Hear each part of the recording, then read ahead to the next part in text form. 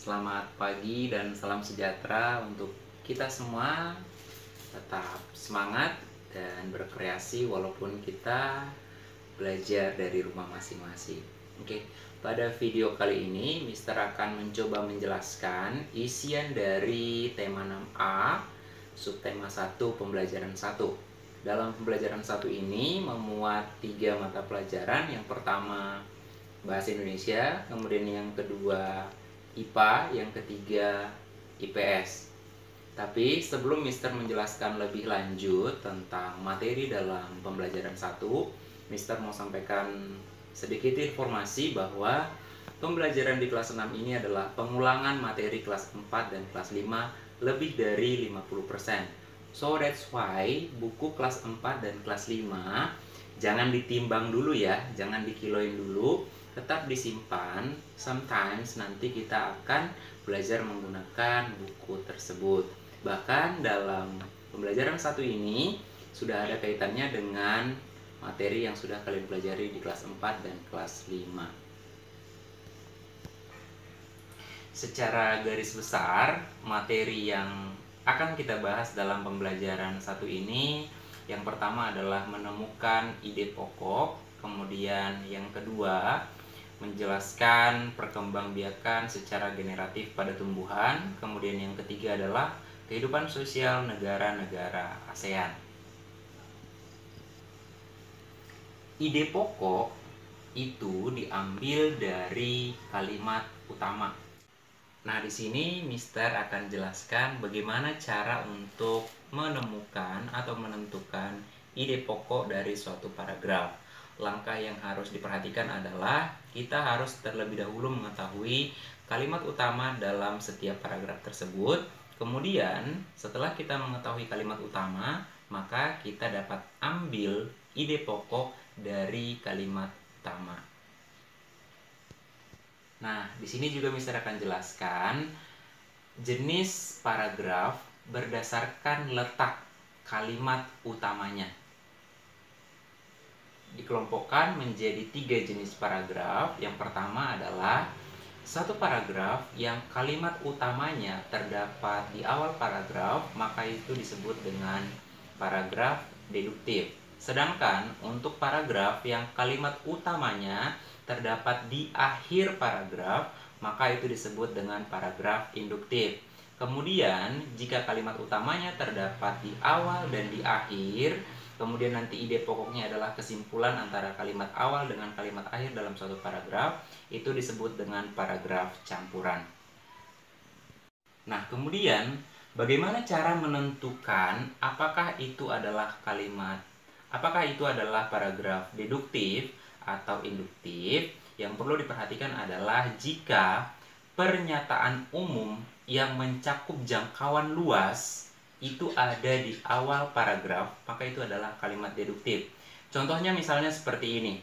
Jenis-jenis transportasi di Indonesia dikelompokkan menjadi 3. Transportasi darat, laut, udara. Darat ada mobil, sepeda, sepeda motor, dan lain-lain. Sedangkan laut ada sampan, feri, dan lain-lain. Kemudian kalau transportasi udara ada pesawat dan helikopter. Itu adalah paragraf deduktif. Kenapa? Karena kalimat di awalnya adalah kalimat yang isiannya mencakup jangkauan luas. Dari pernyataan umum menjadi pernyataan-pernyataan yang mendukung pernyataan umum yang pertama. Nah, kalau misalnya Mister mulai dengan merek-merek transportasinya dulu, kemudian nanti di akhir paragrafnya Mister mengatakan satu kalimat dari penjelasan di atas, itu adalah jenis-jenis transportasi yang ada di Indonesia. Misalnya begini contohnya, sepeda motor, sepeda, becak adalah merupakan transportasi darat. Kemudian kapal feri, sampan itu transportasi laut. Kemudian helikopter dan udara itu adalah merupakan transportasi udara. Jenis-jenis transportasi tersebut yang digunakan di Indonesia dapat beroperasi dengan baik. Nah, dari pernyataan ini berarti dari kalimat yang paling khusus yang cakupannya sedikit menuju yang paling terakhir adalah cakupannya yang jangkauannya luas. Berarti kalimat paragraf induktif itu kalimat utamanya terdapat di akhir. Pernyataan yang paling umumnya itu terdapat di akhir paragraf. Nah, lalu bagaimana dengan contoh paragraf campuran? Misalnya seperti ini. Di kalimat awalnya itu sudah mencakup jangkauan luas, kemudian penjelasan, kemudian di akhir dari paragraf tersebut isiannya hampir sama dengan kalimat yang awalnya tadi. Jadi, untuk menentukannya nanti kalimat awal dan akhir digabungkan, kemudian kita bisa gunakan bahasa kita sendiri untuk menentukan gagasan pokoknya. Untuk muatan bahasa Indonesia dalam pembelajaran 1, I think enough. Kita lanjutkan untuk muatan pelajaran yang kedua, itu adalah IPA. Di sini kita akan belajar tentang perkembangbiakan secara generatif pada tumbuhan. Mister akan jelaskan terlebih dahulu pengertian dari generatif. Generatif itu adalah perkembangbiakan tumbuhan secara kawin.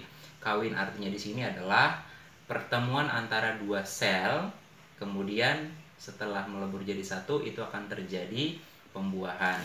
Nah, dalam pelajaran ini generatif itu pertemuan antara sel betina dengan sel jantan itu disebut dengan penyerbukan.